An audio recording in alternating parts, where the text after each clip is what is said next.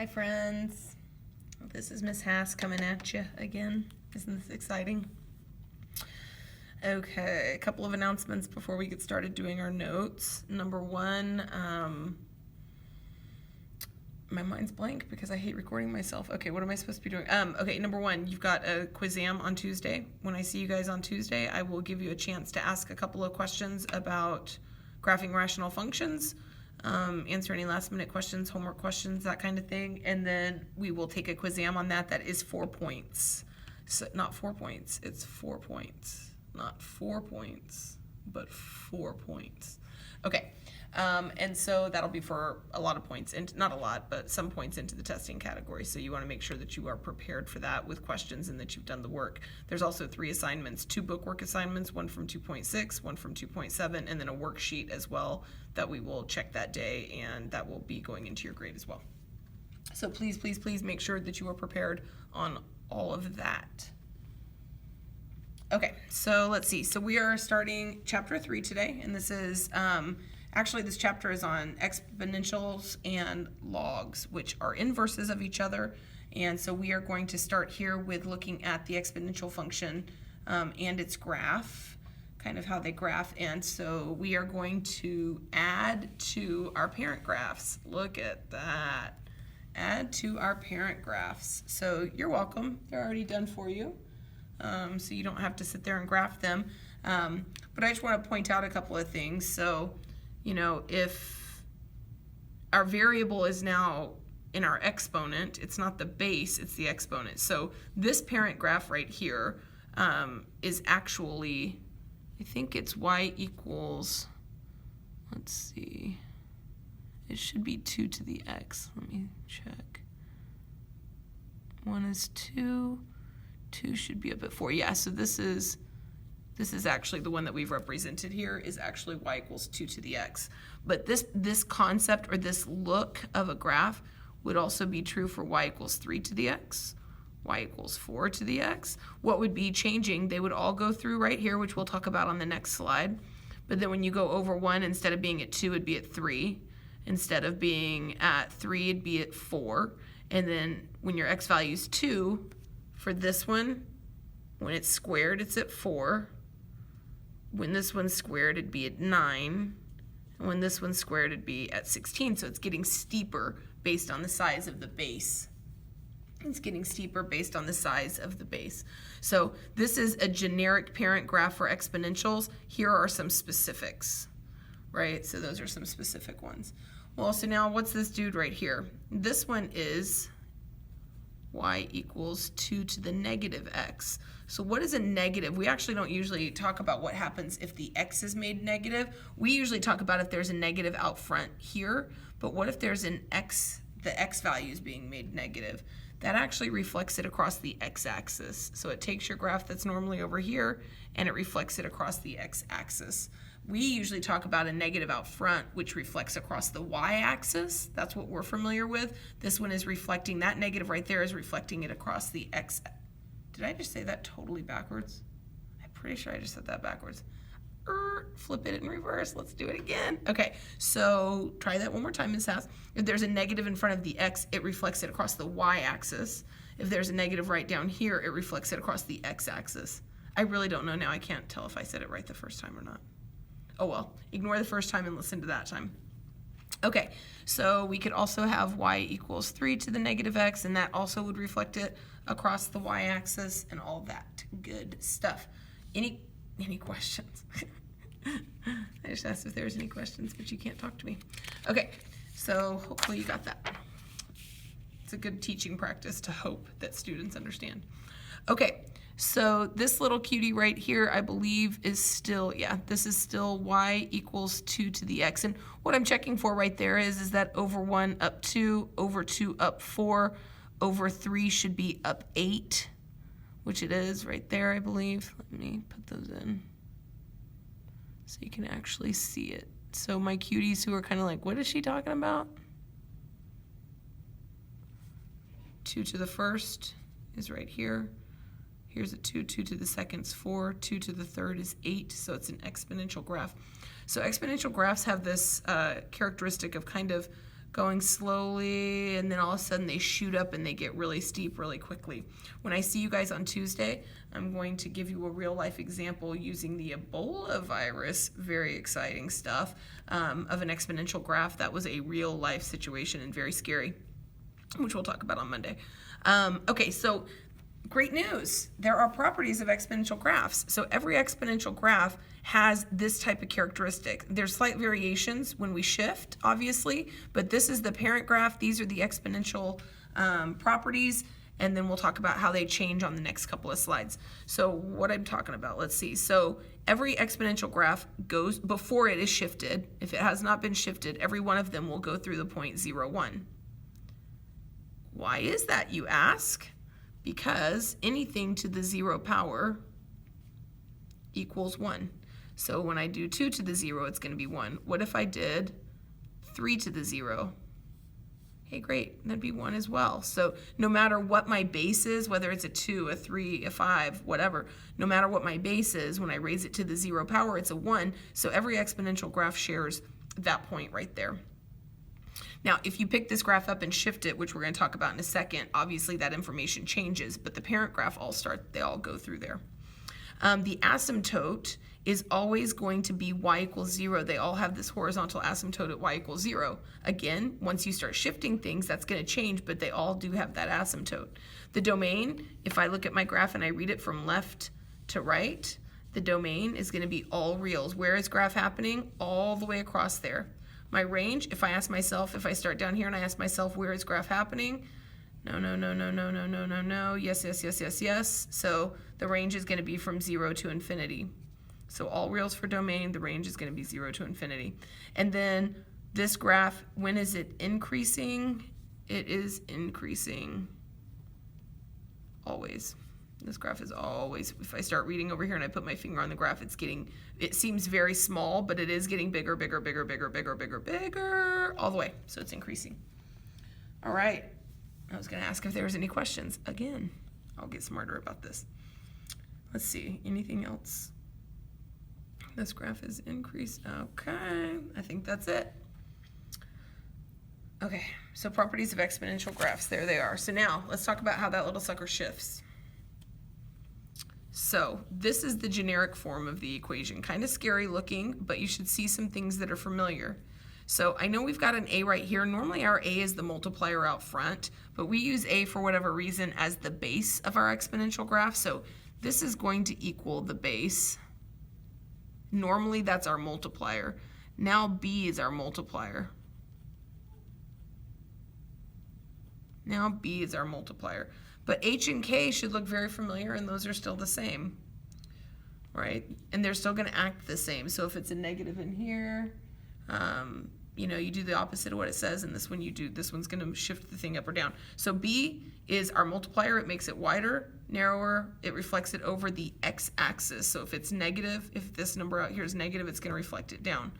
H is how you shift left and right. And then k is going to shift up and down. It's also, this is a big deal. Look, it's so big of a deal, it's actually underlined. You might circle it or highlight it or underline it again. Ooh, important. It is also the value of your asymptote. So what that means is, this asymptote right here, that is y equals 0, if I were to shift this graph by putting a +1 over here, this asymptote would go up, and now it would be y equals 1 because the whole graph would be shifting up, if that makes sense. So if there is a k value that shifts it, whatever that k value is, y equals that k is going to be your asymptote. I probably should have written that right down there where it says asymptote, but of course I didn't, so let me label it. I'm new to this whole videoing thing. I don't have a plan. I'm not going to lie. I'm doing the best I can. Okay, so we'll talk more about that. You'll hear that in a minute. Again. Okay, so let's keep on keeping on. So rules for reflection. My phone's blowing up. Hold on, Tiffany's texting me. I mean, this isn't really happening. I'm giving you think time. Hold on. Okay, sorry. All right, so reflection, so rules for reflection, and we just talked about this a minute ago. This is going, that negative right there, not a negative out front, but a negative right there is going to reflect it across the y-axis. So that's kind of new to us. That's kind of a new sitch. So we will deal with that. Okay, so describe the transformations and identify the asymptote, or the asymptote, if you want to call it. Describe, thank you, Yesenia. Describe the transformations and identify the asymptote. So take a second. I'll give you a second to write those. And by giving you a second, I mean hurry up.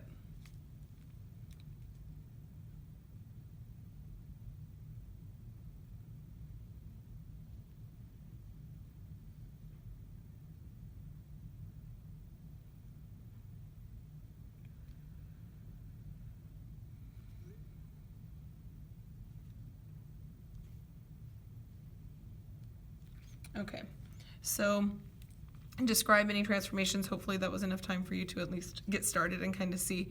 So what is happening to this graph? So parent graph would be y, you don't have to write this, but just to remind you, parent graph would be that. What's this plus 1 going to do? Well, that's your h value. So that's going to shift this graph. Your brain, because it says plus, makes you think it's going to shift to the right, but it's actually the opposite of what it says. So this shifts 1 to the left. Okay, what's this one going to do? This one is y equals 3 to the x is the parent graph here. And so this one is going to shift down 2. So that says minus, that's your k value. So that's going to be minus 2, or down 2. Guess what your new asymptote is on this graph?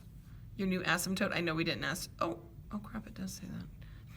My bad, pardon me. Describe the transformations and identify the asymptote. What's the asymptote going to be here? It's still going to be y equals 0. What's the asymptote going to be here? It's going to be y equals negative 2. Okay, and then on this one, we're going to put it together. This one's going to be y equals 3 to the x. So we're going to shift, what is that, to the right one, and then we're going to go down 2, and our asymptote's going to be that. So hopefully that makes good sense, and you got something along those lines. I'm giving you about 20 seconds to get that down, and then I'm going to move it, so hurry it up.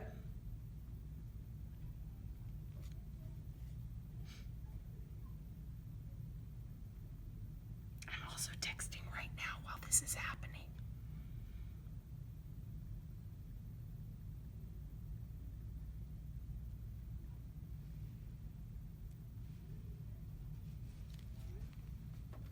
Okay.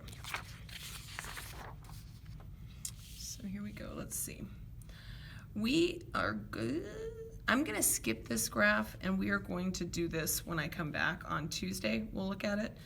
What I do want to remind you, and I know that you guys dealt last year with, I know you guys did some stuff with exponentials. Hopefully you did a lot with it, and this is just a quick review. But when you graph y equals e to the x, which is this guy right here, this number e, it shows up in nature a lot, and so it actually is so important that it has its own inverse. So we use natural log when we talk about it. And that those two are related, if you kind of recall. We'll talk more about that on Tuesday. I'm going to skip that one for right now, but we will be coming back to it. If you see it on your homework, which I don't know that you'll have to do much with it, if they do ask you to graph it, you do have a button on your calculator that's an E button. All you've got to do is look for the natural log button, and it should be right above it because they are inversely related to each other. So if you look at your natural log button, you should have an E to the X button above it. But if you have one of these on your homework, you have my permission to skip it, and we'll talk about it on Tuesday.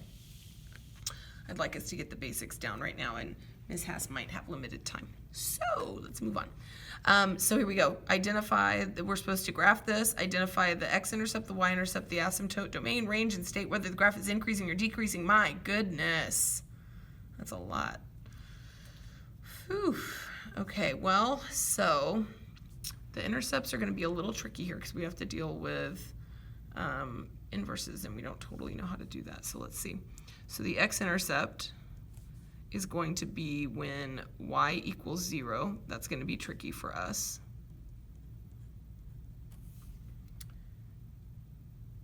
So how do I explain this? We're gonna do this mathematically. I'm gonna show this to you later in this chapter, but for right now, I want you to think about what value could I put in here for x that would give me 0. What value could I put in here for x that would give me 0? So if I put in a 2, that would give me 16. If I put in a 1, that would give me 4. Ooh, what if I put in a 0? Ooh, that's going to give me 1. That's still not going to give me 0. What if I put in a -1?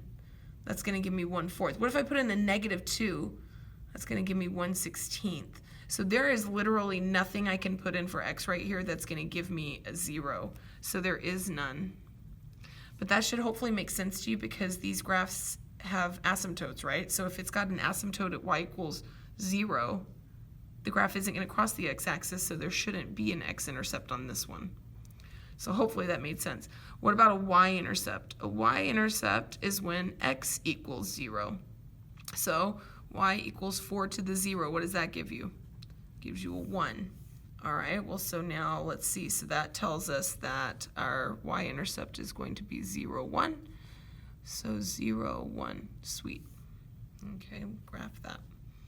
All right, so now, can you guys even see? I should ask that. Maybe a little bit bigger. I probably could have done that a while ago, sorry. Okay, so now it says find your asymptote. So there's no k value, so our asymptote is going, I can't write. Our asymptote is going to be y equals 0. Don't tell me it's 0, tell me it's y equals 0, and then go and put it in there. Okay, so that's my asymptote. And then now it says domain, range, and state whether the graph is increasing or decreasing. I'm going to do those 3 after I graph it. I'm not going to ignore them yet, or I'm going to ignore them for right now, but I'm going to come back and do them in a few minutes. So let's see here. So I'm going to plot a couple of values just so that I can understand what's happening a little bit better. So let's do a couple over here. How about -2, -1, and then let's do 1 and 2, just to kind of see what we get. So if I take, I'm just going to do this and show my work because I'm not here to talk about it. What is that? I just said it a minute ago. Do you remember how you deal with a negative exponent? It makes it a fraction. So this is 1/16, which is small.